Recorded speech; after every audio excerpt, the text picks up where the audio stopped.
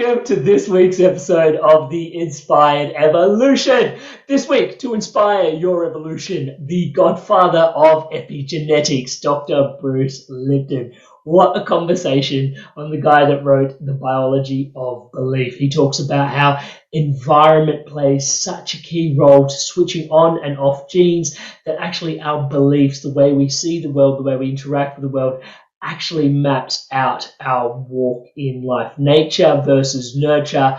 A lot of it is nurture, guys. So talking into that, how do we actually go down the path of reprogramming our limiting beliefs within our subconscious mind? The way he puts it, we are, let's say, 5% conscious mind, 95% subconscious. And oftentimes we have a conscious mind like an ant on an elephant's back heading north, right? But the subconscious mind itself is the elephant heading south.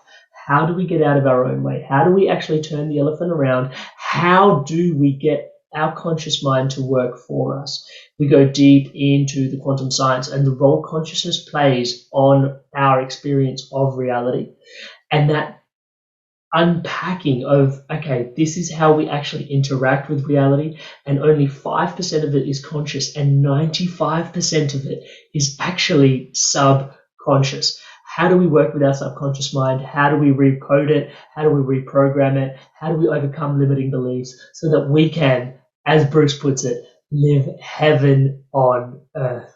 Guys, this is an epic episode. You're absolutely going to love this. If you've ever wondered how to reprogram your limiting beliefs, you're truly going to get a lot out of this. If you've ever wanted to reprogram your subconscious mind, you're truly going to get a lot out of this. And if you've ever wondered about just what evolution means from a biological sort of sense, it's amazing, because Bruce talks about how community actually is evolution. As human beings, we're individual pods, but coming together as community is what has facilitated our evolution. You are the Inspired Evolution community. It's an honor to be your brother walking by your side. If you're new to this space, please do us a solid, hit subscribe. And if you're tuning into this episode and there's that moment where you go, boom, that was fire, that really helped me on my journey, please do us a solid, give this video a thumbs up at that particular moment. And yeah, stay inspired, keep evolving, tribe. Enjoy this episode. I know you will.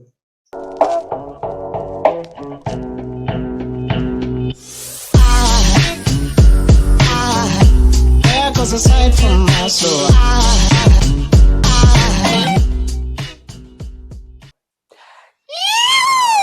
Welcome to the Inspired Evolution. And it is an absolute evolutionary treat to be here today. We have with us Dr. Bruce Lipton. Brother, thank you so much for doing this. Welcome, welcome, welcome. Amrit, I am so honored to be here with you, because we have a message to share that is so relevant in today's world that looks like it's crazy, but with the information that we can share, it's not crazy. It's one of the most important times in human civilization is right now, because we're facing what is called a mass extinction. And everybody goes, mass extinction, what the hell is that? I go, well, 5 times in the history of planet, life was thriving, and some event wiped out up to 90% of life. And then life started all over again. So it's not like one continuous evolution. As a start, it builds up, crashes, builds up again, crashes 5 times. The last time was 66 million years ago. The dinosaurs were here. We had lush tropical forests all over the place. A big comet hit near New Mexico, or not New Mexico, Yucatan Peninsula in Mexico. And it was so big, it upended the web of life. And all of a sudden, when the web of life falls apart, then the whole system, it just starts falling apart. And what happened was all the dinosaurs disappeared. The forest, the big rich forest, all disappeared. And 75% of life got wiped out. That was number 5 in the history of this planet, of extinctions, crashing, and then starting again. Today we're in number 6. What? We're crashing. We're in an evolutionary spiral downhill at this point. And I go, well, the previous things were like a comet hitting the earth, or tectonic plates moving, and volcanic activity. I say, where's the extinction coming from today? And I go, human behavior. Humans have misunderstood the nature of a garden. A garden is a place of harmony. There's no battle there. We don't have a battle in the garden, because if a battle happens, it's not going to be a garden anymore at that point. And yet we came from a garden. We created a battle with nature because somewhere along the line we got the belief system that we are here to dominate and control nature. I go, we are nature. We can't control nature. We are nature, and we're dependent on the whole web of life. It's like, oh, the insects are disappearing at a rate that is unbelievable. Like 75% of the insect rate is down. Everybody goes, oh, what the hell? I don't need the mosquitoes.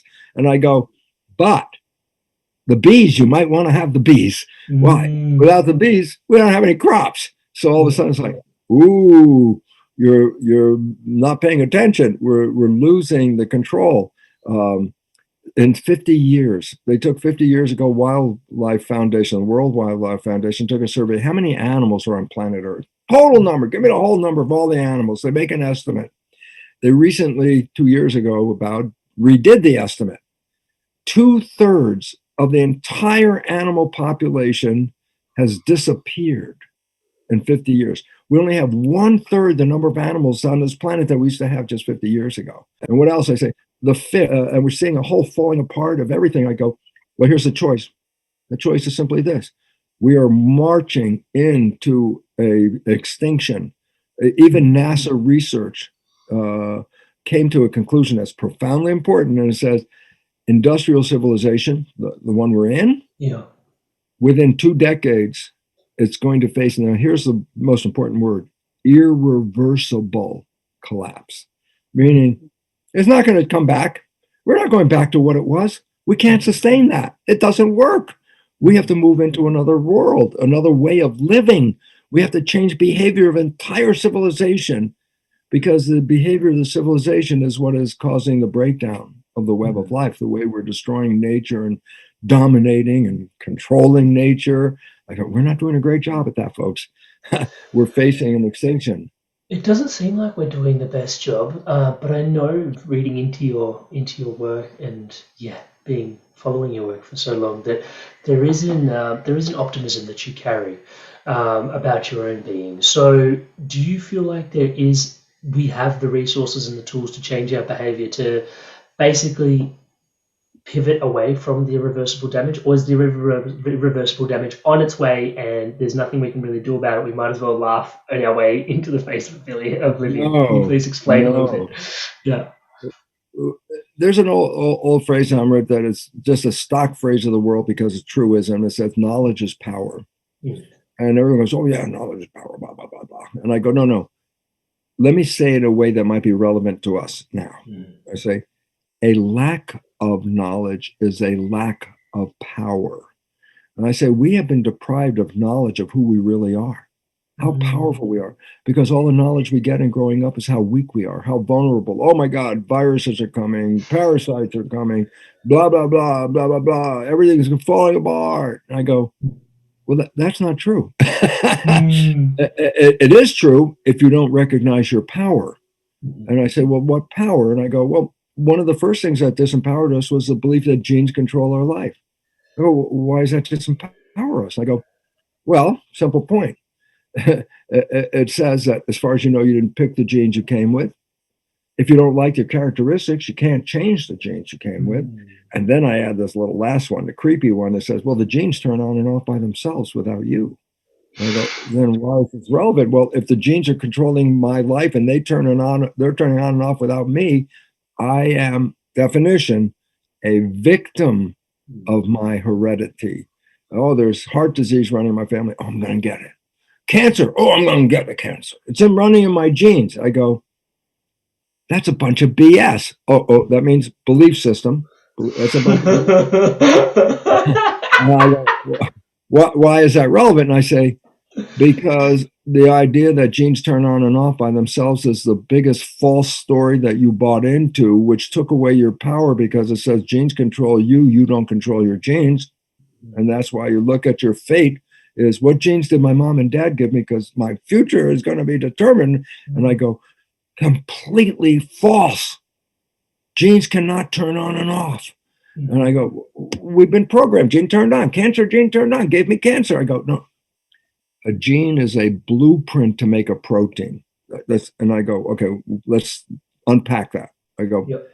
the body that you see in the mirror, look on the screen, see yourself, all that. And I go, that is made out of protein building blocks. There are about 100,000 different protein types that come together, assemble them together, and I make a muscle cell out of some proteins, make a brain cell out of some other different proteins. So I, try to tell the audience, I say, well, proteins are like Lego parts. You got 100,000 different pieces, different shaped pieces. And I say, how you assemble the Lego can create a muscle cell, or how you assemble them can create a brain cell, a skin cell. And I go, so the point about it is this: proteins are the building blocks, but proteins break down. So you have to replace them. But I go, oh, they're very complex molecules. And I go, where do we get the proteins when they break down? I go, we have DNA. I say, what's that? It's a blueprint on how to make a protein. I go, so what? I go, it's a blueprint. I go, so? I go, this is the story I always say. So you go into an architect's office and she's working on a blueprint. And I say, lean over her shoulder and go, hey, tell me, is your blueprint on or off? And she would look at me and go, what are you, crazy? It's a blueprint. There's no on and off. It's a blueprint. And I go, aha, you're finally going to get it. A gene is a blueprint. It does not turn itself on and off. It doesn't know what it does. It doesn't know why it's needed. It has no knowledge other than how to make a protein. And I go, but you gave power to the genes. That's what we did. Oh, the genes control me. And I go, no. It's like the architect story. There's a blueprint. Blueprint doesn't work by itself, but it works with an architect who can read the blueprint and even modify the blueprint. And I go, oh, well, if the genes are the blueprint, then who's the architect? I go, our consciousness is ultimately translated into chemistry that goes into the blood. And that chemistry is what controls our genes. So I go, oh, then the control of genes is not by the genes. I go, no, it's controlled by our consciousness. I go, that's your belief issue. I go, if you believe you're a powerful, healthy, wonderful human, then you're going to send the chemistry to the body that's going to select the blueprints, make you a powerful, wonderful person. But if you believe I'm going to get cancer, I say, oh, do you need a cancer gene? I go, nope, 90% of cancer there's nothing in the family lineage of other people getting cancer. I go, then where the hell did cancer come from? I go, the architect, the consciousness is misreading or changing the reading of the gene.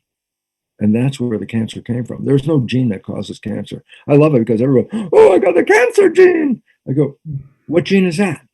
The one that gives me cancer. I go, there is not one gene that causes cancer.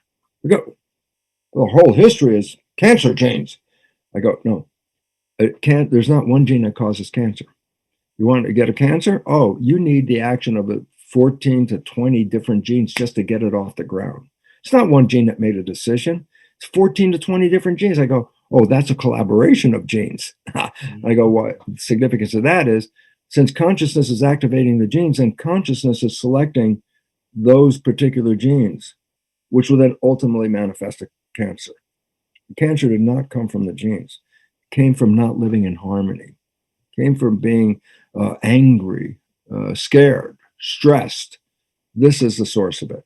Everyone wants to blame the genes, so we're going to kill the genes. That's what a cancer patient, we're going to kill all those stupid cells that are stupid, cancer cells. We're going to put radiation in there, then we're going to poison the cells. I go, the cells were a symptom, meaning you're not in harmony. The disharmony is the cancer cell. So I said, well, what if we kill all the cancer cells? And I said, who cares? You never fix the disharmony. The disharmony is the cancer is going to come back. And I go, so what was the cure for cancer? I say, the cancer cells are just telling you you're not living in harmony. You want to get rid of the cancer. You don't kill the cancer cells. You bring the harmony back up in here. And when the harmony is in here, the cancer goes into remission. Okay? So we're left with a story. Genes turn on and off. Cancer genes turn on and off, give you a cancer when you have no control over it, and they coordinate the cancer. And I go, no, they don't. That is a story. It is incorrect. There is no gene that causes cancer. And I always, I give the breast cancer gene because so many women are so affected. They take the story of Angelina Jolie and make like, oh, that's how we deal with it. And I said, what did Angelina Jolie do? And I go, well, her mother died of breast cancer. Her grandmother died of breast cancer. And she said, oh my God, I have the gene for breast cancer, BRCA gene. I will have a double mastectomy. I will remove my breasts as a young, healthy woman. And therefore, I will not get breast cancer because I have no more breasts. I go, nice idea, 100% wrong. 100% wrong. Why? Yeah. Well, the breast cancer gene doesn't only affect breasts, it also affects uterus and ovarian structures, the ovary, the uterus, other sexual things. I go, and what's the relevance here? And I go, 50% of the women carry the breast cancer gene. 50% carrying the gene never get cancer. And I said, well, there's the most important conclusion just from that fact. That's a fact. Possession of the gene doesn't cause cancer. It's possession of the gene and not living in harmony. Now that causes cancer. So you say, well, I'll get rid of the cells that are defective. I say, no, it was not living in harmony that altered the reading out of the gene. And so the point becomes very clear. You can kill all the damn cancer cells you want, but they were just reflecting that there was something else wrong. So if you don't fix the other thing and you just killed all the cancer cells, I'm going to say, and shortly another cancer will come in to remind you again, you're still not living in harmony. And so the cancer is a symptom saying, I'm not in harmony. And you say, well, if I get rid of the cancer cells, I'll be better. I go, no, you're still not living in harmony. It's going to come back again. So instead of saying that's the problem, I say, if I have a cancer, then I first have to go and say, where am I not in harmony in my life? Am I angry? Do I have fear on me? Do I have stresses on my life? These are the contributing factors for the cancer. Matter of fact, science, less than 1% of disease is connected to genes. I go, where the hell's all the disease coming from? 90% plus of disease is stress. And all of a sudden it's like, oh. So I said, well, you can take all the cancer cells out. I said, did you get rid of the stress? No? Oh, well, then guess what? It's coming back. Because the cells didn't cause the problem. They are a symptom of a problem. And all diseases, like cardiovascular disease, 90%. That's nothing to do with genes. You're not living in harmony. You're living in fear. A lot of it has fear is the greatest cause of stress because fear means I'm powerless. That's what fear means. Oh my God, something's coming. I'm a victim. I am powerless. Somebody help me. And then the pharmaceutical company comes in and goes, we're here to help you. I go, another line of BS. Believe says, and I go, pharmaceutical company isn't here to help you. It's a company. It's a corporation. I say, give me the rule, number one rule in law. When you make a corporation, what is the number one rule in the corporation's leadership? And the answer is, your job is to make a profit for the shareholder. That's number one. If a corporation's not making a profit for the shareholder, then it falls apart. It doesn't work anymore. So I said, well, how do you make a profit for the shareholder? I say, you got to make a lot of money. I go, well, making a lot of money, does that mean you're going to help a lot of people? I go, we'll tell them we'll help them. We'll sell them the drugs and they'll buy the drugs. And then we're going to make a lot of money. I say, do the drugs really work? I go, how many people are out there because the doctor said your blood pressure is high or your cholesterol level is high, and we're going to have to give you statin drugs. I go, how long do I have to take a prescription of statin drugs? And then the doctor goes, how long do you want to live? Oh, you want to live? Then take statin drugs your whole life. I go, I got to take them my whole life. I say, are they going to help me? Now comes the truth. Statin drugs only help 3 out of 100 people. 97 people out of 100 have no positive effect from statin drugs. In fact, over 20 of those people will have side effects that are disastrous. So I said, wait, I took the statin drugs to help me with my cholesterol level. 3 people are going to be helped. 20 people are going to get sicker. I go, well, maybe we shouldn't sell the statin drugs. I go, are you kidding me, man? That's a prescription for life. That means we have a customer for life. And I go, nobody paid attention to the side effects being more dangerous than the healing effect. And I go, people don't care because they're told whatever the advertisement told them. Drug companies, they don't give a damn. Why? Because the 97 people that have no positive effect from statins are going to pay them every day of their life to take a statin drug. I say, is it going to help them? I go, nope, but they're going to pay for it every day. And the drug company's like, yay, I could sell lots of statin drugs. And you know what they did to sell more drugs? Because there was a cholesterol level. And it said, if you're above this cholesterol level, you need a statin drug. I go, then what did they do? They kept changing the cholesterol level over time. It was, no, you have to have less cholesterol. Oh, all of a sudden it said people that, had a certain level of cholesterol below the required part, no, I don't have to take statin drugs. And then I say, no, you need a cholesterol down here. Oh, now that many more people are going to take statin drugs. Every time they lowered the amount of cholesterol to another level, there's a whole new cohort of people that are going to buy the statin drug. Because, it used to be, that cholesterol level was okay. Now it's not okay. Now you got to take the drug because they kept lowering the level. And every time they lower the level, there's 1 million new customers for statin drugs. Did it help? Absolutely not. The side effects were far greater, 5-7 times greater side effects than healing. But who cares? The law, the advertisement said you got this problem. And then the average person, well, I don't know nothing about this, but the advertisement told me that I would need this. And therefore, doctor, give me a prescription. I go, who the hell's selling you this stuff? Oh, the pharmaceutical company. Oh, I always like to equate them. People say, you're a friendly banker. I go, what friendly banker? I go, bankers are only friendly if you're putting money into the bank. If you want to take money out of the bank, they're not that friendly anymore. Oh, you don't have any money? I'm sorry, get lost. You got some money? Oh, yeah, come on, put it in the bank. Okay. And I go, pharmaceutical company, are they here to help me? No, they're like the bankers. Hey, buy my drugs. I know they're not working, but buy my drugs. And therefore we buy these drugs. And we buy COVID vaccine because it said that's going to prevent you from getting COVID. I said, never once in the history of COVID and COVID vaccines was it ever declared that the vaccine would prevent you from getting COVID or transmitting it. Never did they say that. It was just public. Oh, I got the vaccine. I'm safe. I go, the vaccine, by the law of the letter of what it's described for, the vaccine is if you have a serious consequence of COVID and you're in a hospital, those people will benefit from the vaccine. What about people who have no serious consequences and they're not in a hospital? I go, vaccine doesn't do crap. I go, what? Hey, I love it. There are countries like Gibraltar.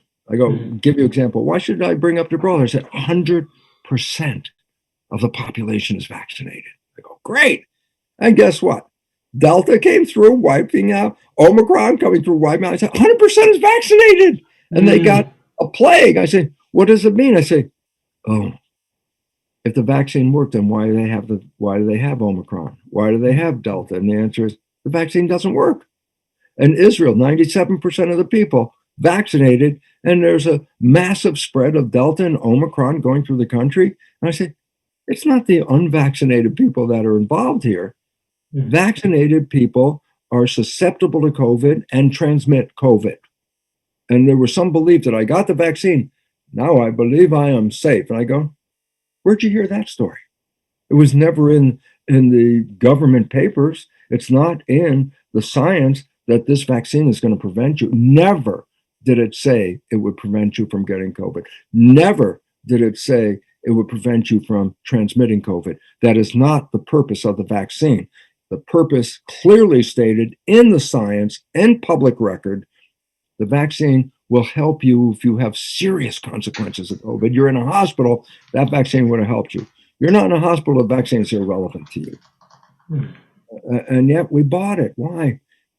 We believe all these people are here to help us. The government is here to help me. The pharmaceutical company is here to help me. The insurance company is here to help me. I go, none of those companies are here to help you. Those are corporations. Their job is to make money for the shareholder. And I love it because the insurance company, oh, State Farm, you're in good hands. I go, the moment you have a problem, man, those hands open up and you're down the drain. Why?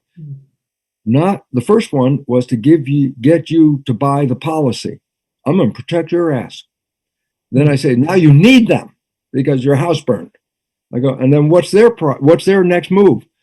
How little money can I give you? How little money I can give you? Yeah, I know you lost your house, but we can only give you 40%. It's like, what about the rest? I paid the insurance. It's like, no, can't have it for whatever reason. And I go, what's the relevance of this?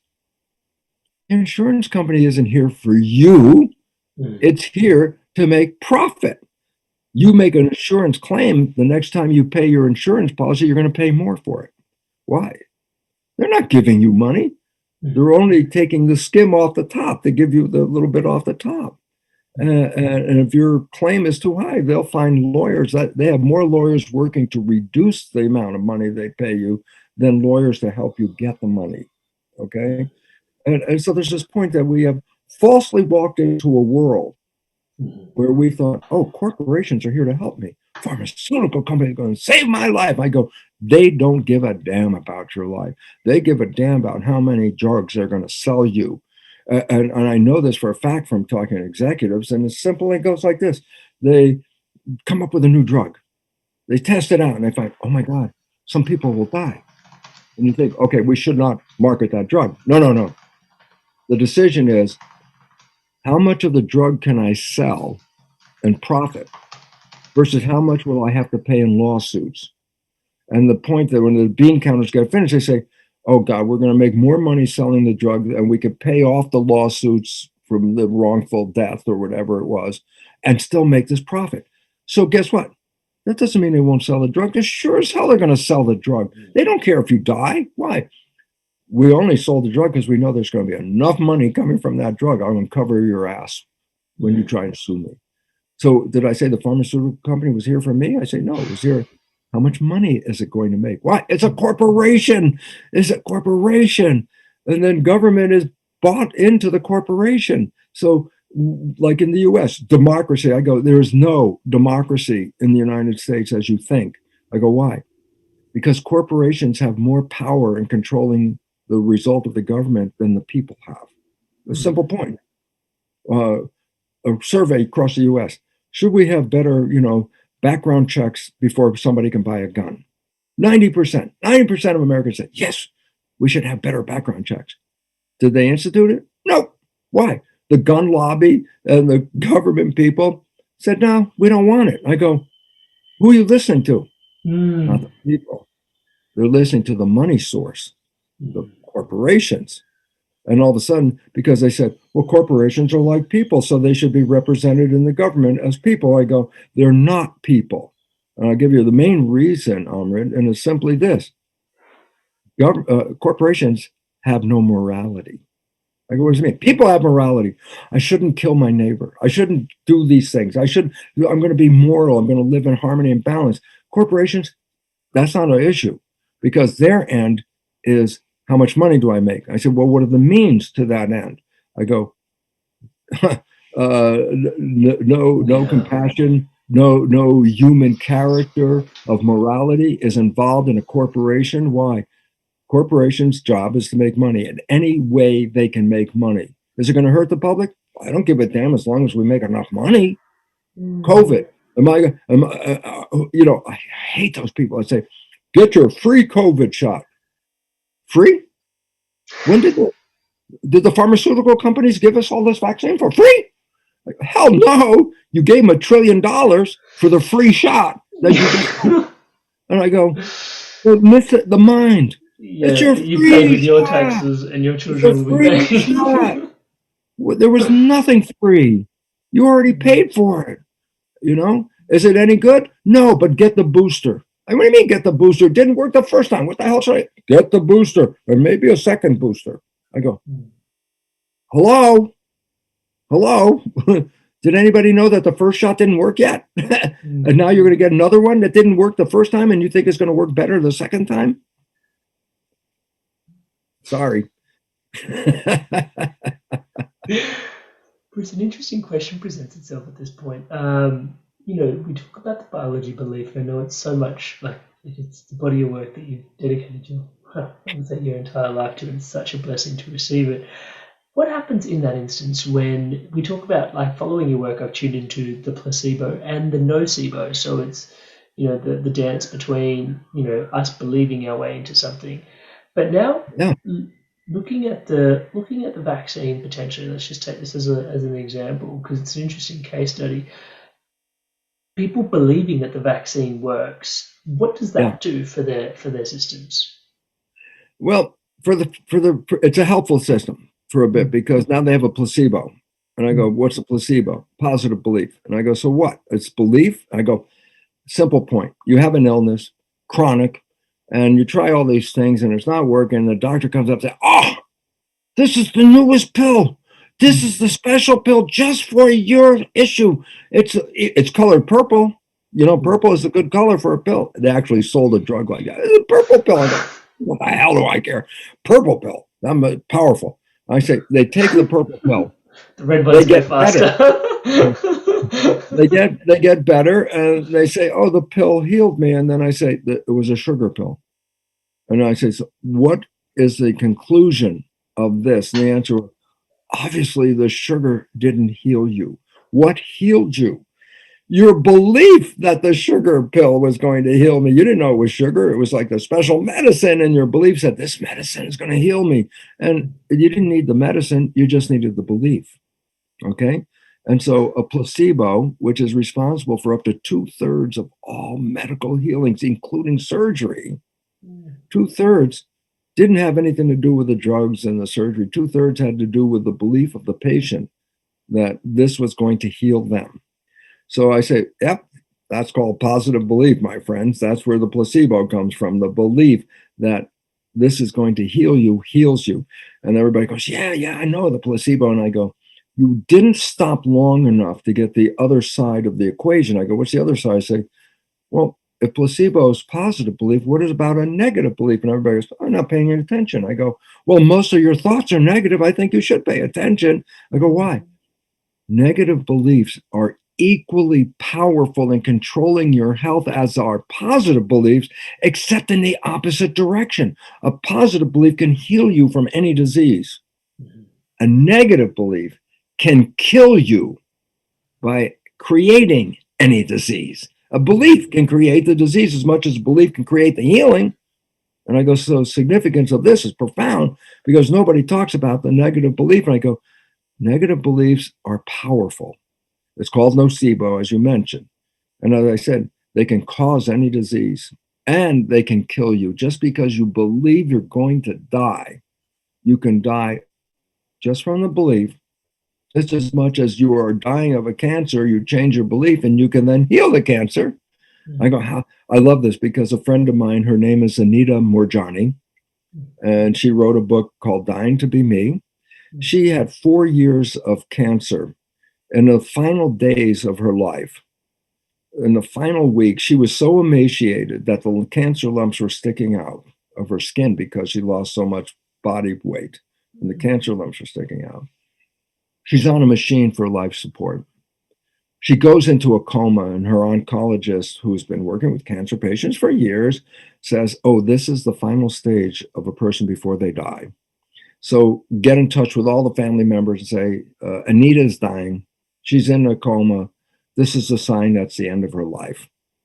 And she has an out-of-body experience, a consciousness change, that the issues that were related to her life had to do with a lot of the fact that she was so feeling guilty of upsetting her family.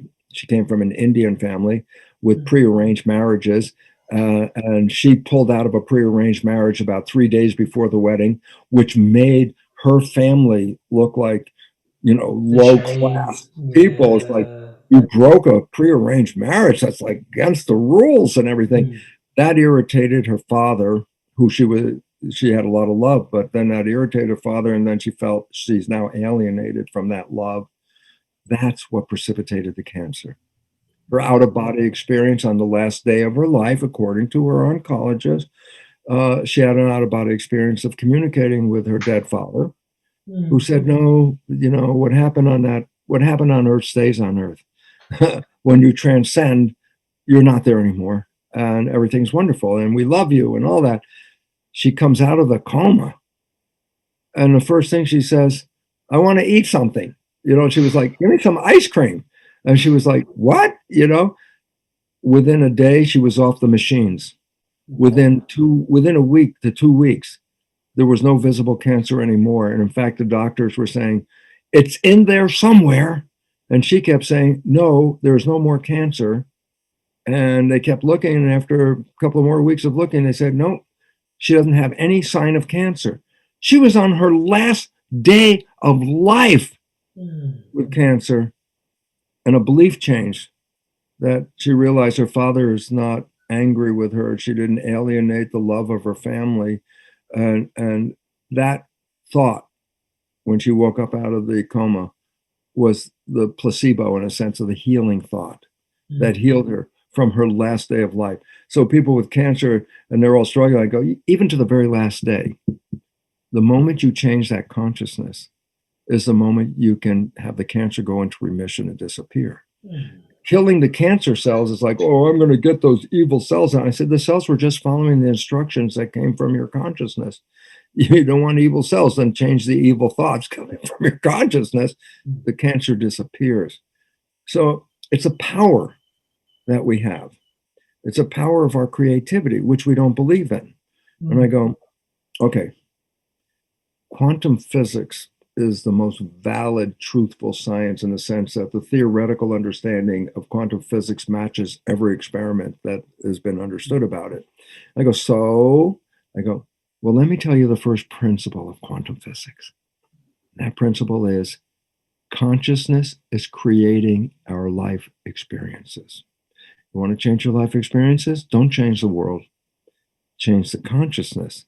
The world will change behind that, because we are creators and doing all of this stuff. And I go, but you don't believe you're a creator, because what is your program? I am a victim. I have no power. I need your help, pharmaceutical company. I need your help, doctor, because I have no power. And I go, oh my God, you gave up your power because you bought a story that I am a victim. Oh, well, if I buy a victim, victim means I have no power. I said, if you bought yourself as a victim, then you telling yourself you have no power. And I go, well, you want to talk about beliefs as positive and negative? I go, well, how's that for a belief going? I am a victim. I am powerless. Things are going to get me. I go, if you believe that, then the answer is yes. Henry Ford, how can I simplify it down to the bottom line? I go, Henry Ford simplified it in one sentence. He said, whether you believe you can or whether you believe you can't, you're right. Meaning, if you believe you're positive and you can do it, then you can do it. And if you believe you have no power and you can't do it, then you can't do it. I go, you're right. Whatever thought you have, that thought is the manifestation.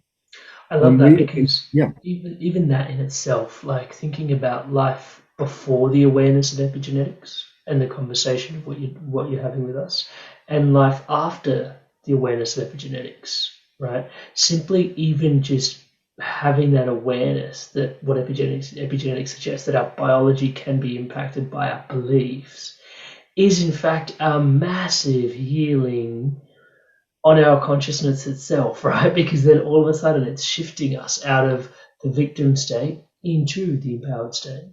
The master state. And the idea is, that sounds like magic. And I go, the movie The Matrix, most everybody's connected to The Matrix and seeing it. And I go, what's the story? It says, well, we're all programmed. I go, well, actually, that's not science fiction, because in order for us to get out of childhood, we need the programs of how to be a member of a family and a member of a community. You can't make up your own rules and go out the door and make up your rules. You need to know the rules. I go, when the hell do I get the rules? I say the first 7 years of your life. And I go, the Catholic organization called Jesuits. I said, 400 years, they have told the truth and no one understood it. I said, what did they say? They said, give me a child for the first 7 years and I will show you the man. What does that mean? I go, if I get the program the first 7 years of your child's life, that program is going to manifest 95% of their life. So whatever the program I put in is whatever life they're going to experience. So I go, well, scientifically, this is true. First 7 years is when you download all the rules of how to live.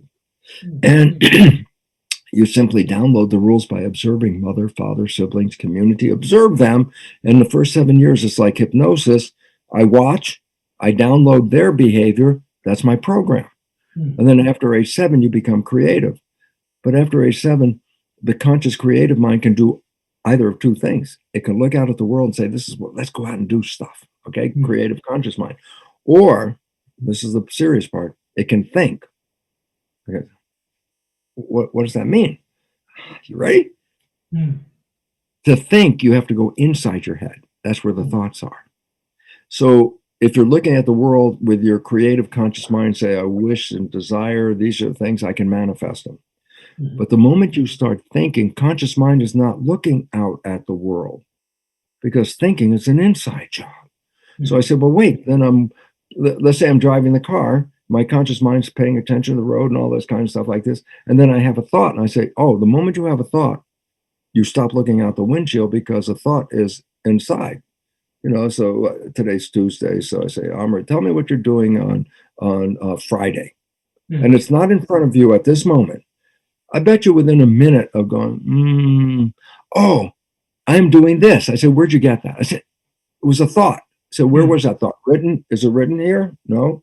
Where was the thought? Inside? Oh, then consciousness stops looking out and consciousness looks in. I say, oh, what if I'm driving a car and I have a thought? Then I'm not looking out the window anymore. I go, conscious mind's not looking out the window, but subconscious, and catch this, how simple it is autopilot.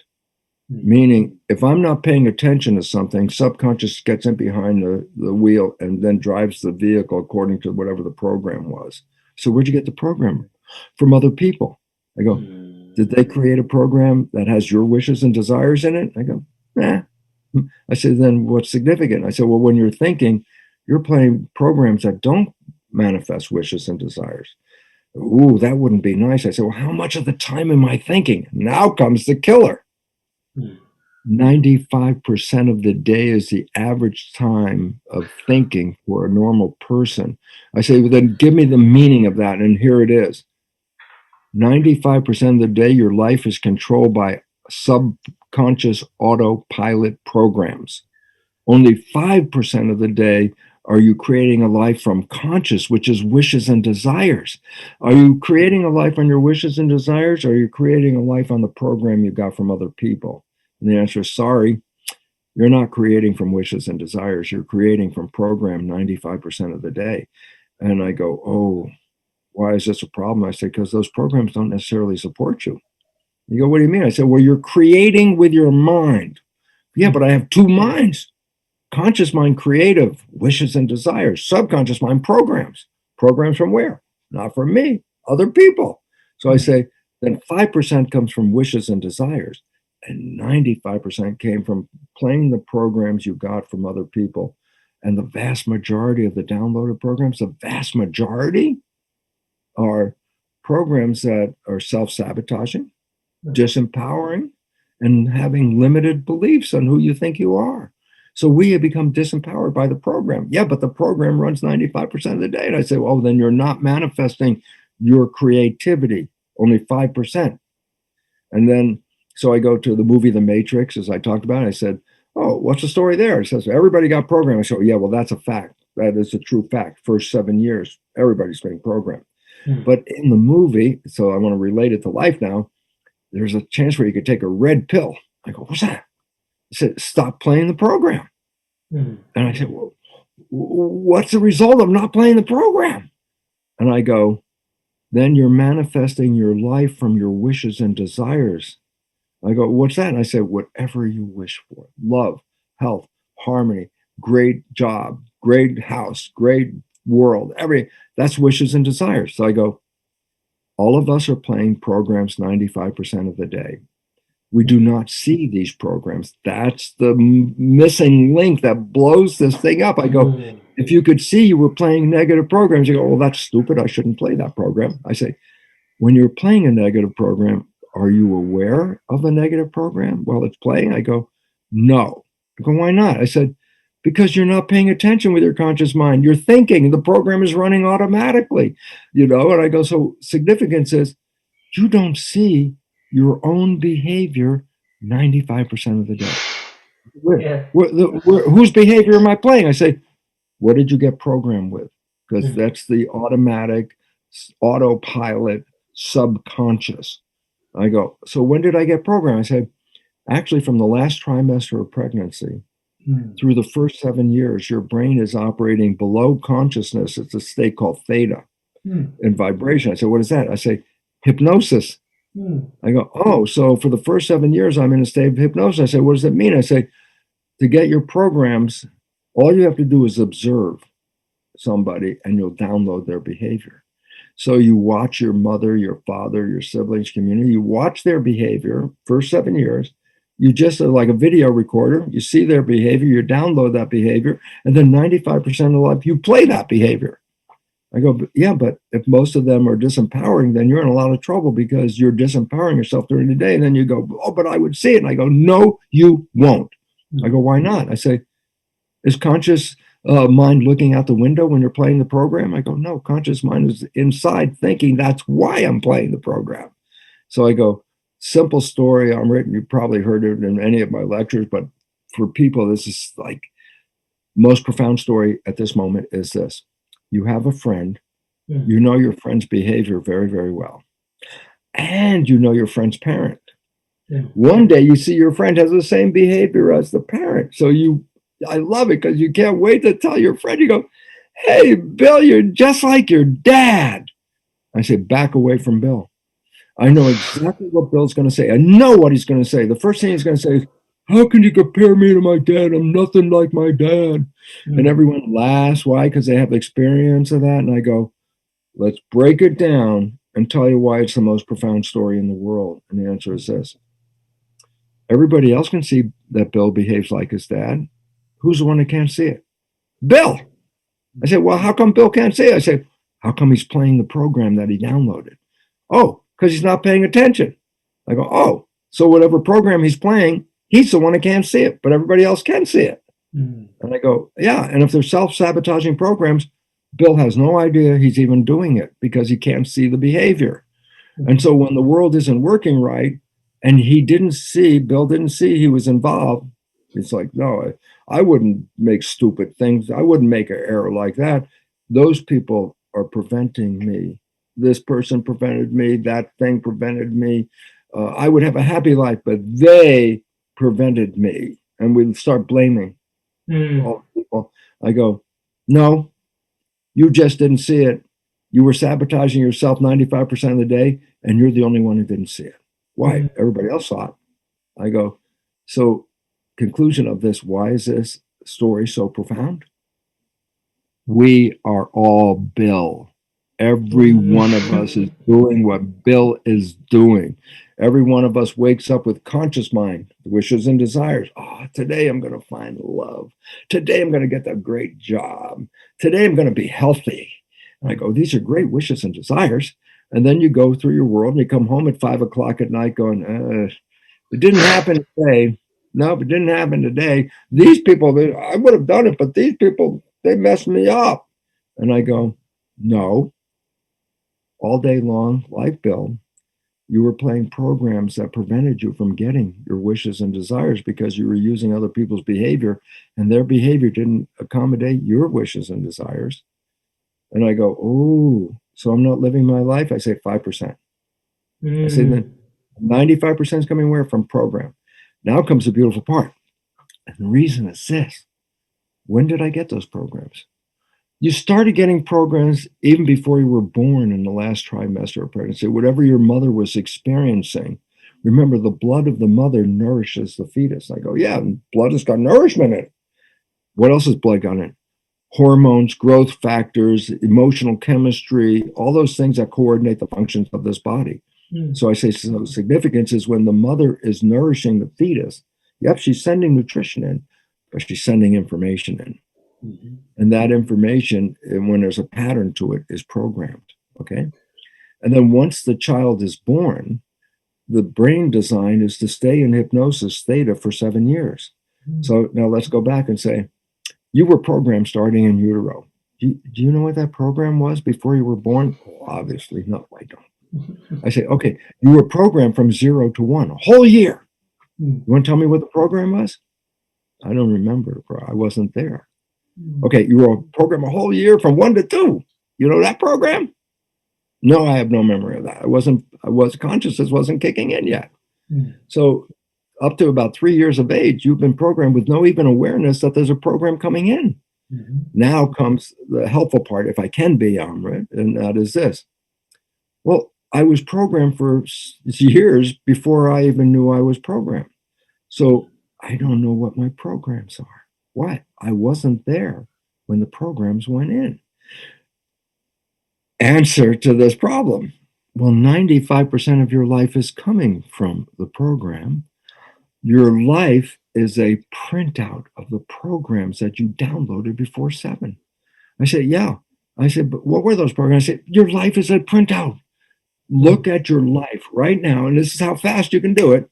I say, the things that you like that come into your life, the things that you like, and you're so happy that they come into my life, I say they come in because you have programs to acknowledge them.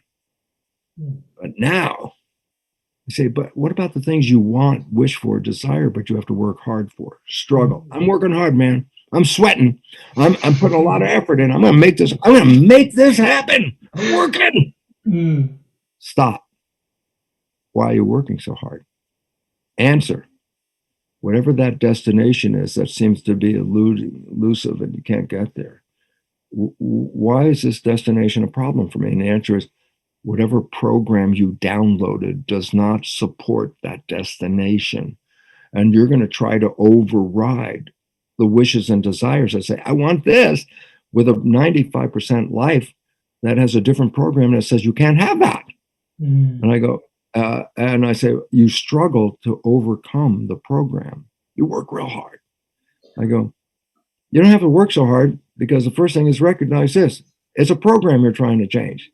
I go, oh, there are simpler ways to change the program than try to power through to make your wish manifest. Because if you change the program and put a program where the wish is the program, then 95% of the day, your subconscious is going to go after that wish without you even paying attention. You could hang out all day. Subconscious behavior playing invisibly 95% of the day, which it's doing now, instead of a negative consequence. If you could program a positive consequence, and it says 95% of the day, without you even being aware, you will be creating behavior that will manifest your wishes and desires. I love that. But if you have a program that doesn't support that, then 95% of the day, your subconscious is going to create behavior like Bill, expressing behavior that you won't see, because that was the point. You don't see your own behavior. And if those behaviors are not supporting you, then all day long, you are shooting yourself in the foot. And then wondering at the end of the day, who the hell shot me in the foot? I got a bloody foot right here. And you should look over, because in your hand is this gun. You were shooting yourself in the foot all day long, 95% of the day, with behavior that was sabotaging you. You didn't see the behavior. It's a program. You downloaded it. 95% is manifesting the program. Your life is the program. And I go, if I know that, and that's why I said, well, what are my negative programs? I say, what is it you're struggling to obtain in your world? I say, why are you working so hard? It's not that nature won't give it to you. It's your own program that is denying it, because your program says, I can't get it. And I go, oh. And if you understand it, you're free to write another program and put in wishes and desires. And I say, and what's the benefit? I say, 95% of the day, a program of wishes and desires will be manifesting itself without you paying any attention. You could be thinking all day long, and yet every behavior that comes out will be taking you toward a wish and a desire, as opposed to today, when you're thinking the programs that you're playing with limitation are preventing you from getting wishes and desires. And the significance is quantum physics, the most valid science on the planet. Principle number one, quantum physics, most valid science. Mm. Consciousness is creating your life experience. I go, so if your life experiences aren't that good, we have a tendency to blame the outside. I go, no, consciousness is creating this. If your life's not good, it's a program that you're not seeing that is undermining you in this. I say, if you were in full consciousness of your creative power, I say, what would be the consequence? And I love this because I'm not a religious person. Religion to me is the business of spirit. I feel I'm a spiritual person. I don't need the business model to tell me about my spirituality. Okay. I say, so what's the significance of this? I go, well, in religion, they've told you things and you never paid attention. I go, what did they tell you? I say, well, if you're in the Christian religion, what did Jesus say? Listen to this. People repeat it all the time. He said, the miracles that I do, you can do them better than I can, but you don't believe it. That's all it was. That's exactly what he said. I go, biology of belief, baby. If your belief is not supporting you, then you have a world of experiences of struggle. If your beliefs support you, you have no effort involved, you're already winning. And I go, so what's the difference? I said, it's not the outside that determined that. It was the inside. That's why I said, you need to know your programs. And I said, where are they? And I say, wherever you are on a mission to get somewhere and there's interference to getting that. It's not the outside that is preventing you from getting that. It's your own invisible subconscious programming. Because if you change that, then guess what? You get all the things that you want. If you don't change it, you don't get the things. That's as simple as that. A famous book is called Rich Dad, Poor Dad. And the book is very important because it says how you were raised determines the rest of your life. I go, what does it mean? I said, rich people who grow up in a family of rich people stay rich. Why? Their programming that they got was to observe the positive aspects of that parent that brought the riches in. And then they have those programs too. If you come from a poor family, and I say, well, what was the quest of the poor family? Is to get out of the hole, but you can't. No matter how hard I'm working, I can't get out of this hole. I say, oh, that's a poor family belief. And I say, so what happens when you grow up? I say, no matter how hard you're working, you're not getting out of that hole because that's your belief. So rich people, poor people, it wasn't genetic. It was the programs they got in the first 7 years. A rich person can be stupid and still make money. Who could I talk about? Oh, Donald Trump. He's an idiot. He's an idiot. But he's a rich idiot. I said, how do you get to be a rich idiot? I said, unconsciously, he's engaging in programs that he downloaded from his father who ripped people off to get the money. And unconsciously, he rips everybody off. And then he says he's got money. But he's an idiot. I say, rich dad, poor dad, baby. That's the example right there. You don't have to be smart. You just have to have the program. Yeah, I love the way you're describing this, and it's really powerful. What's precipitating for me is like, we've got our consciousness, which is on a quantum level, actually creating our reality, and of that, only 5% is actually our conscious mind, and 95% is the subconscious, and those are the programs written into the subconscious. Now, I might have heard this, you share this way somewhere else, but I love this visual metaphor. Is your conscious mind tries, it's like an ant on an elephant, right? Your conscious mind might be the ant trying to head north. Yeah, it's trying its hardest to head north. We're going north. In fact, it is moving north. It's the conscious mind. It's this little ant. But the elephant's moving south, right? Which is the subconscious mind. Yeah. I mean, that's a great story because basically it says this here: a baby elephant's a couple of feet high. It's a manageable couple of feet high. A mature elephant is 12 feet high. I go, 12 feet high. That's taller than the ceiling in your house right there. I go, and I say, it's so big, man. It's a freaking monster. And I go, how do you say, stay, elephant? It's so big. If you tie it to your house, it'll just pull your house down and go. I say, how do you get an elephant to stay? And the answer is, during the developmental period, like in humans, the first 7 years, in the first few months of the elephant's life, they tie a rope on its leg and tie that rope to a stake in the ground. I say, well, what's the elephant going to do for the number of the months in the first months? It's going to try to get away from the stake in the ground. And it's got a rope and it keeps pulling its leg and it lays on its back and kicks its legs and rolls over and does this and this and this and all day long tries to get away from that rope. Guess what? At the end of the day, it's like, can't get away. The rope is on my leg. I cannot move. I go, yeah, but that's a small little elephant. I said, what happens when the elephant grows up? I say 95% of its life, just like ours, is coming from the program. What's the program? If there's a rope on my leg, I can't move. And I go, the cool part is this. To stop your 12-foot elephant from moving, you tie a rope on its leg. And I say, what do you tie it to? I say, nothing. What do you mean? I say, all it has is the learned memory, subconscious program, that when I feel the rope on my leg, I know I've already tried to get away. Once the rope is on my leg, I can't move. And I go, you tie up an elephant by just tying the rope on his leg without even tying it to anything. And the elephant will just sit there. Why? Program. Rope on leg, can't move. And then I go, all of us are like that elephant. We've had ropes tied on our legs in our first growing up period because of our belief system that limits us as we get older because of the program that we got when we were younger. So we're like the elephant. I said, what ropes do you have on your leg? I said, what programs did you acquire that disempowered you? I'm not smart enough. I'm not deserving. Who do I think I am? These are things that we downloaded from parents who were trying to help us without them recognizing whatever they were telling us in the first 7 years wasn't in the conscious mind. It was a download. Subconscious.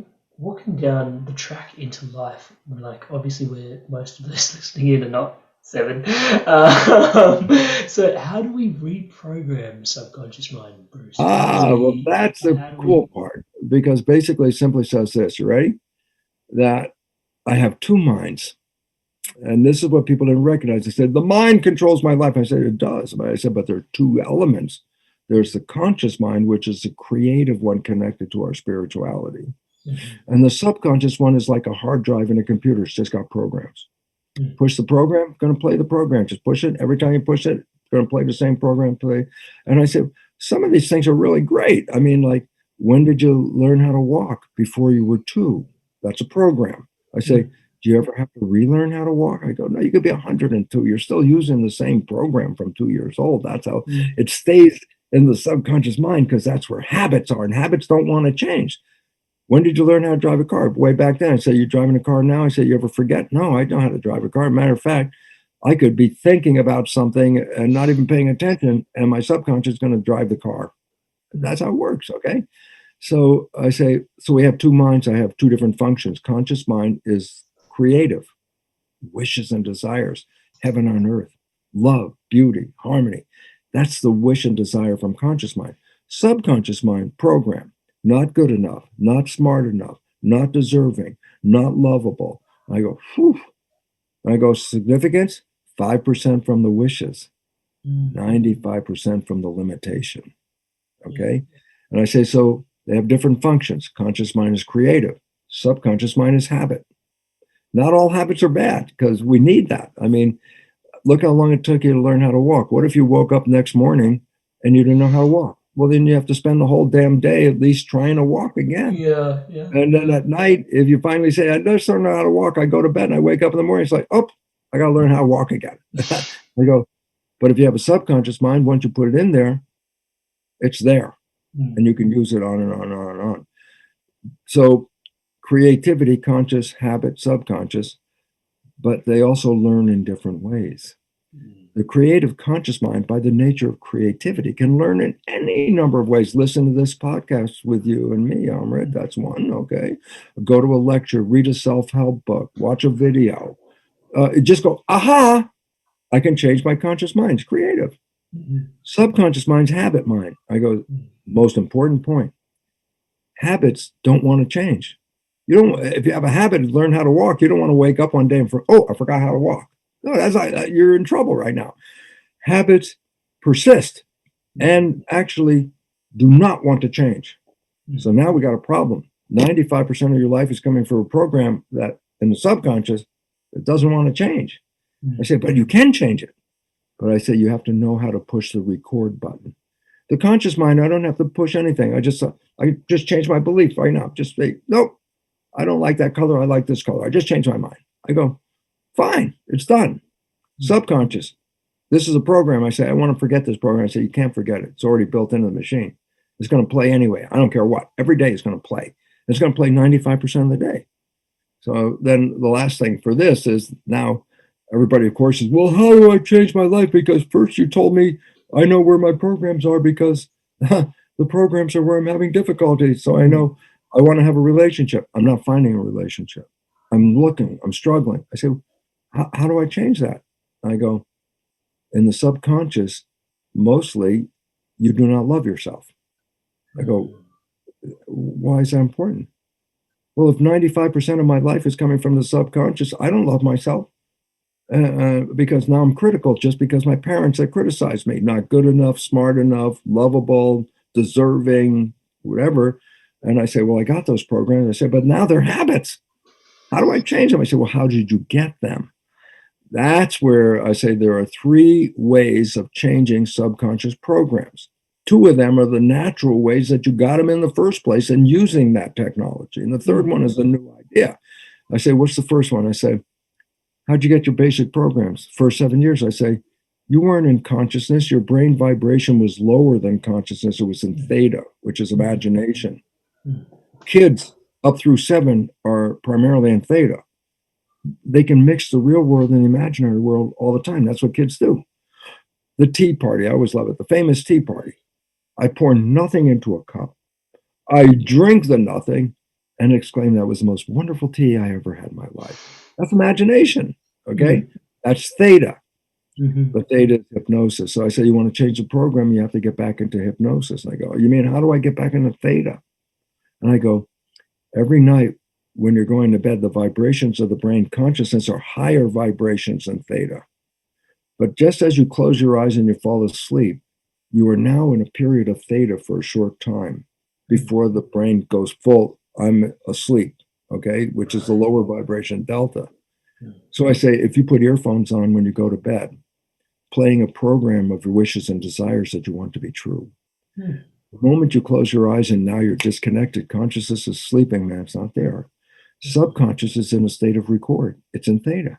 So whatever's coming through the earphones is going straight into the subconscious. And if you repeat this every night, put the earphones on, play the program, you are automatically reprogramming in theta just like you did when you were an infant. Okay? But then I say, well, theta process ends about age 7 and now you're in consciousness, but I still learn things, habits. I learned how to drive a car. I learned how to play a music instrument. I learned how to do this or that. And now I say, why? They're habits. When you drive a car, you don't have to think about it. Matter of fact, nowadays, if you've driven a car for a while, you don't even pay attention to any of the things that you paid attention to the first day you got in the car, which is mostly paying attention to the music. So the idea about it is simply this, is that once a program is in there, you don't pay attention to it, it's automatic. And I put it in through hypnosis. But then secondly, after age 7, I made new programs, but I did it by practice, repetition, habituation. I repeated it and repeated it and repeated it. And by repeating it, there was a point where my subconscious learned it. I don't have to repeat it again. I can play an instrument after what? After I practice and practice and practice, and I know how to do it with my fingers or whatever, I'm playing something. I say, once that's down, I could play the instrument without thinking about it. Why? It's automatic now. It's a habit. But you had to practice. So changing beliefs, number 1, put recordings on at night with earphones, go to bed, have it play. And while the brain is in theta, a short period after you fall asleep, that is the process of hypnosis. So it's called self-hypnosis. Yeah, beautiful. Okay, that's number 1. Number 2, I said, but after age 7, you learn by repetition. I go, if you want to change a behavior, then practice a new behavior. Just like practicing driving the car, practicing playing an instrument, practice a new behavior. Practice it. Because as you repeat it, anything that is repeated is then becoming a habit program. The New Age talk, fake it till you make it. I go, what does that mean? I say, let's say I'm not a happy person, and all day long it's like I'm la, la, la, la, la. And I say, what if you change that? And I say, all day long you just say to yourself, I am happy. I am happy. All day long. I am happy. I am happy. I say, there's a point where you repeat it so frequently that you'll wake up one day and you're already happy. Why? Because repetition made a new habit. Just a little caveat here. A lot of people think, put a sticker on the mirror. I go, that's not a practice. That's a suggestion. A suggestion is, oh yeah, love myself. That's nice. Let's go back to work. I said, no, practice is I do something to keep practicing. I love myself. I have to keep saying that. I'm a happy person. I'm a happy person. I say that no matter how miserable is going on, because what you're looking for is not now, it's down the road. So these are affirmations and mantras as well that can support us. And it's repetition. It's a habit. Otherwise, it's not a habit. Habit is based on repetition. So you can change it that way. So that's number 2. Create a new behavior and repeat it and repeat it. And it'll become a habit. Okay. And the last one is a new thing that's come into our world called energy psychology. And I go, what's that? I go, it's super learning. I go, what the hell is super learning? I say, maybe you've seen somebody read a book where they open up the book. I hope my lighting is still there. Okay. Let's make sure. Okay. Back. I got a book. I say, what does a super learning person do? Take their finger and go like that. They just read all the words. And I say, then what? I go, okay, turn the page. Go like this. I just read all the words. I just went like that. I read all the words. I go, super learning technique. You can open up a book, and as fast as you can turn the page, the subconscious is going to read every word on that page. That's how fast it is. Okay. So I go, that's super learning. I said, but what if I can engage super learning technology in reprogramming? You ready? You can change a belief you had your whole life. 50 years you've been living off of this belief that has been disempowering you. In energy psychology, you can rewrite that belief in minutes. In minutes, you can walk away, new belief, just like that. And there's, what are these? I said, well, simple point just to help the audience. My website, brucelipton.com. Okay, brucelipton.com. On there is belief change modification programs. I've got 25 or more energy psychology modalities, different ways of engaging this. Okay, any one of those can help you change your belief in minutes. The one I was using, 15 minutes, get into the process, 15 minutes, walk away, different life. It's like, oh my God, it's the red pill. It's the one that can change it instantaneously. And I said, the red pill, remember I said the matrix is true because everybody's been programmed. And I said, in the matrix, you can take a red pill. And I said, what happens? You get out of the program. And now I'm going to tell you, almost everybody out there, maybe you too, I sure, because you have kids out there, is one of the biggest red pills that can change your life is falling in love. Because when you fall in love, you stop playing programs. If only 5% has wishes and desires and 95% is my life, what if I stop 95% and turn my wishes into desires to 90 to 100% of my creativity? And I go, well, wishes and desires are what I want. I say, so if you're coming from wishes and desires, then you will manifest wishes and desires. And I go, oh, so all I have to do is change the program. I say, yeah. Self-hypnosis, habituation of a new program, energy psychology, all of them can change program. Energy psychology is the fastest because you can change it in moments. I say that not because it's a good idea, it's because I wouldn't be where I was if it wasn't for energy psychology, because I myself had programs that prevented me from stepping into heaven on earth. Heaven on earth, you fall in love. blah, blah, blah, every day, every stinking day, blah, blah, blah, blah, blah, blah, blah. And then on this day, you meet somebody, you fall in love. 24 hours later, heaven on earth, love. I'm in love. I go, what does that mean? It's like, I love my life. I'm happy. The food's great. The music's great. Sex is wonderful. I love all this stuff. Even a crummy job. I don't care. I'm in love. I go, what did that? And the answer was, love is a red pill. Because when you fall in love, you stop thinking. And that means that your conscious mind is not working 5% of the time. It's working 90% or more. And that's the one with the creative wishes and desires. Instead of trying to live on 5% wishes and desires, what's the difference on living 95% wishes and desires? And I say, the first one, wishes and desires, I hope this could happen. But if it's playing 90 more percent, it's like, it is happening. You change your life. It went from blah, blah, blah, honeymoon, heaven on earth. I say, how did it switch in 24 hours? Because love is a red pill. You take that love and you stop thinking. I go, oh, it was thinking. That's why I limited my conscious power, because 95% of the time I was thinking, I wasn't using my conscious power. Fall in love, and 90 to 100%, no more thinking. And I say, well, if I'm not thinking, then what's running the show? I said, conscious mind. I said, what's that one? Wishes and desires. And so when taking the red pill, you get out of victim. And now you're into total creativity. And unfortunately, thinking will come back in, and that throws a monkey wrench in the creativity, because now you're back to the old programs again. And that's why the honeymoon was so beautiful, because it took you out of program, put you into creative space where you manifested the joy of being in love. But at some point you start thinking again, and all of a sudden the wishes and desires part recedes into the background, and now you're back to playing the programs, and then it's like back to normal life again, which you didn't like in the first place, but there you are.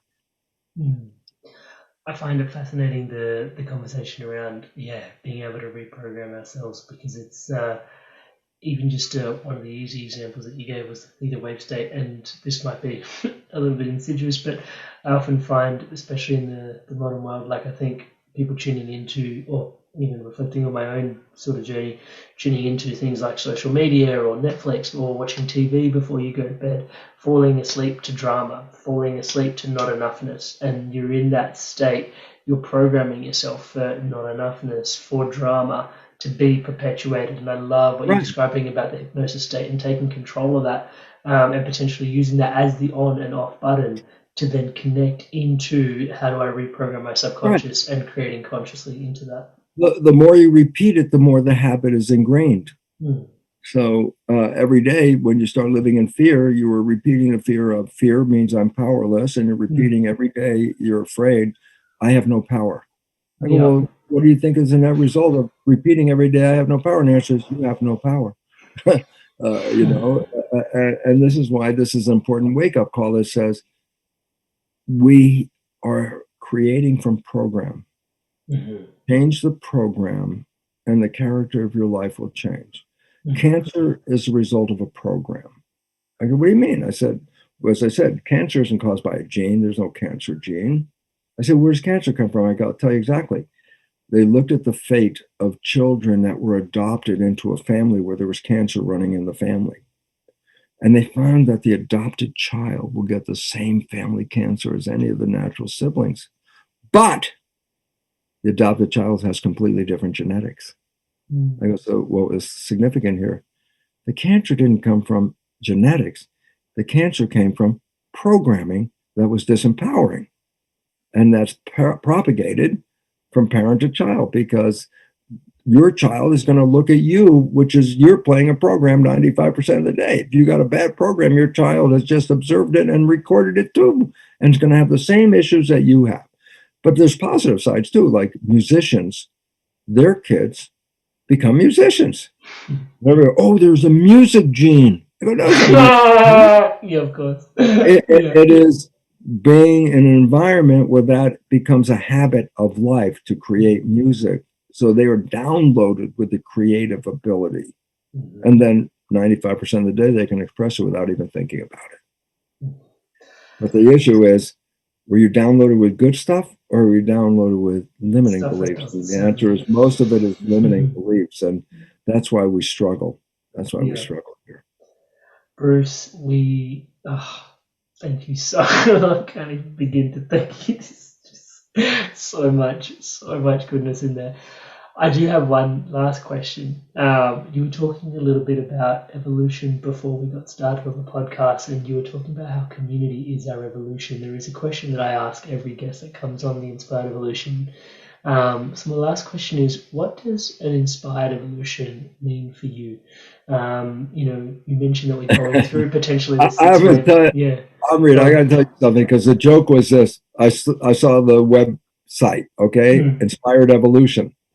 But my eyes stopped, not inspired evolution, it says inspire devolution. I know! No! I look at it, inspired devolution, what the hell is that about? No, inspired evolution. I put the D on the wrong one.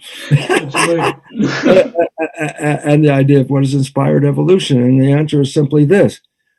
Own the fact that you're a creator, which nobody wants to own. As I said, even Jesus told you, you could do all these miracles, but you don't believe it. Once you start to learn to believe it, then you can do all those miracles, because that's what creativity is all about. Inspired evolution is, what do I need to know? What is it what are the rules? So inspire me with these rules. And then if I take these rules in and use them, then I'm going to experience evolution. So inspired evolution is you are given information that once you follow that information, then it could lead you out of the hole into the creative world that we want to live in. But you need an inspiration. You need to give me some knowledge.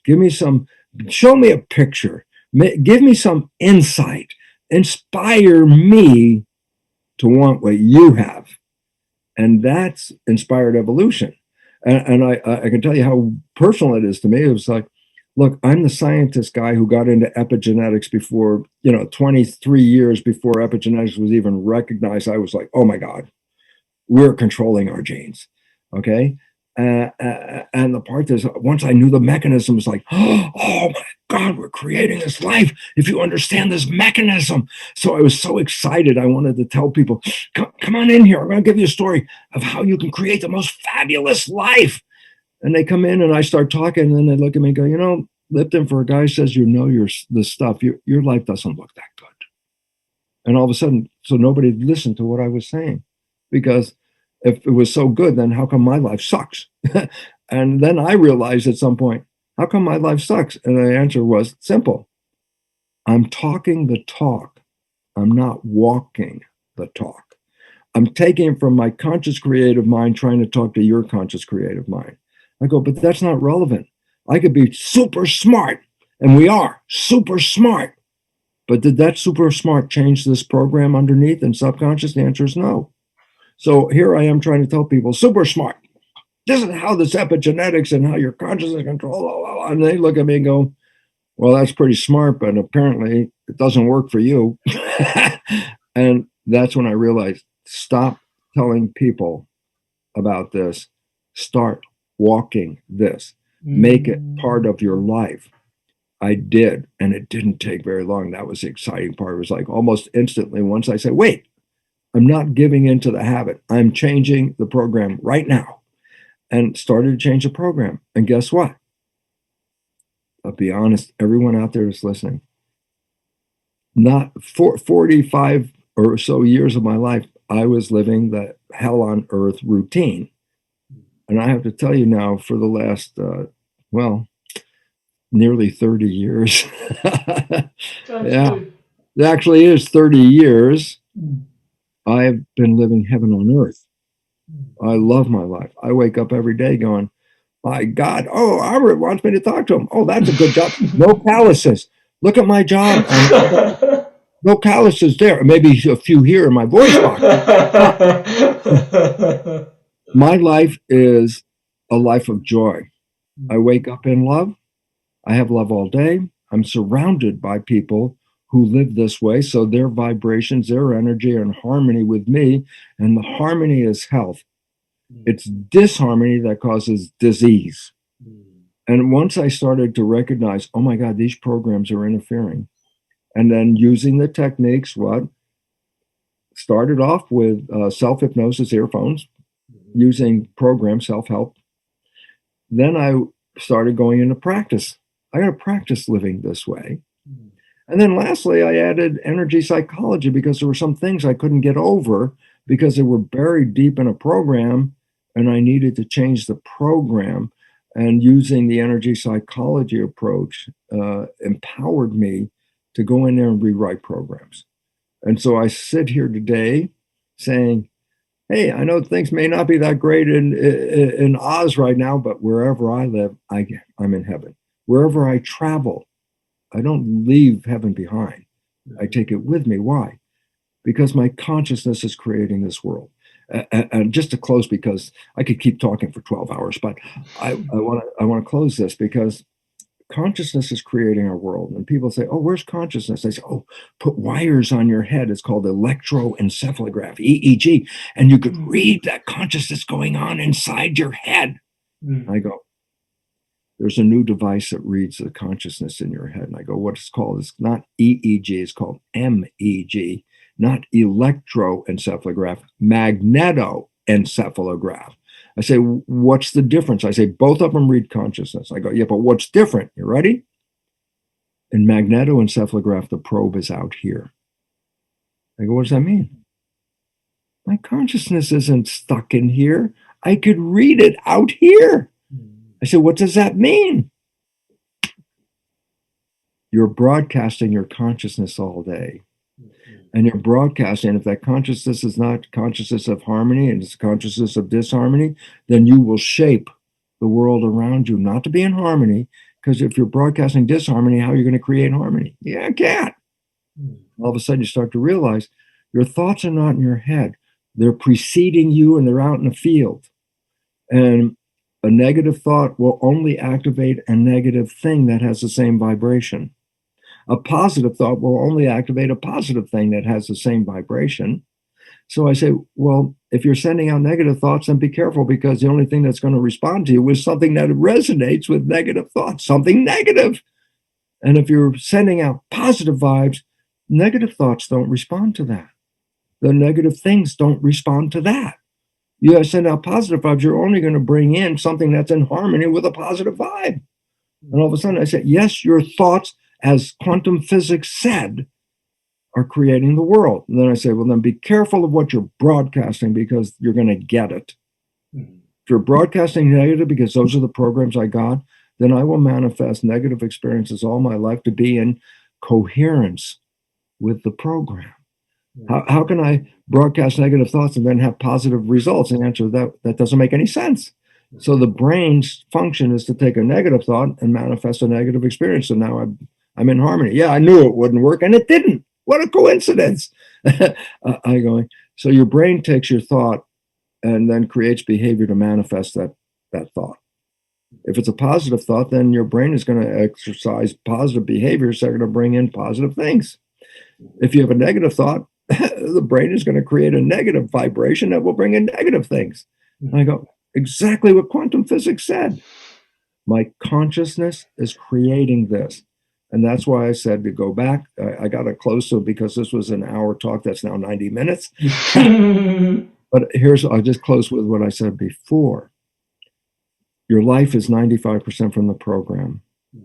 If you're not happy with your life, stop blaming the outside world and start taking responsibility that unconsciously, because it's subconscious, you are broadcasting behaviors that will only manifest things that are in harmony with that thought. A negative belief, I'm a victim, I'm powerless, somebody's coming to get me, I'm going to get the flu. I don't care whatever your positive, negative, positive, you're going to manifest it. The positive thoughts bring you heaven on earth. The negative thoughts create the world we're experiencing right now. Bruce, Thank you so much for your time, your energy, your medicine, brother. Thank you so much for sharing this with us and sharing yourself so abundantly. There is so much in there for us to take away. And yeah, just the practical tips on how to actually reprogram our subconscious so that we can live vital, abundant, enriched, love-filled lives. I'm an example of that because my life sucked for 40 years. I couldn't even get a relationship off the ground. And then I end up changing the program. I'm in a relationship that was so good that I wrote a book called The Honeymoon Effect. A guy who couldn't even keep a relationship going is living heaven on earth. Why? Simple rule. My program that I got from my parents of how to be a loving couple, they were dysfunctional. And if they're dysfunctional, then I already know, guess what? My first 7 years, I just observed them and I was creating the same dysfunctional programs until I realized I got to change this program. And then comes the book, The Honeymoon Effect, that says, I've been living a honeymoon for 27 years now. Good. We will put a link to your website for the resources for the energy psychology and all books in the show notes. Brother, thank you so much for doing this. And on behalf of myself and the Inspired Evolution Tribe, wishing you all the best always. Thank you so much for your blessings. Amrit, I am so happy you gave me this opportunity to talk to this community, because any one of those people that starts to do this is a new person creating heaven on earth. And the more of us that create heaven on earth, the more the earth becomes heaven. Hey guys, if you enjoyed this video, give it a like, leave us a comment. And if you want to stay in tune for the new episodes launching every Monday, hit subscribe, and I'll see you in the next video. Stay inspired to evolve.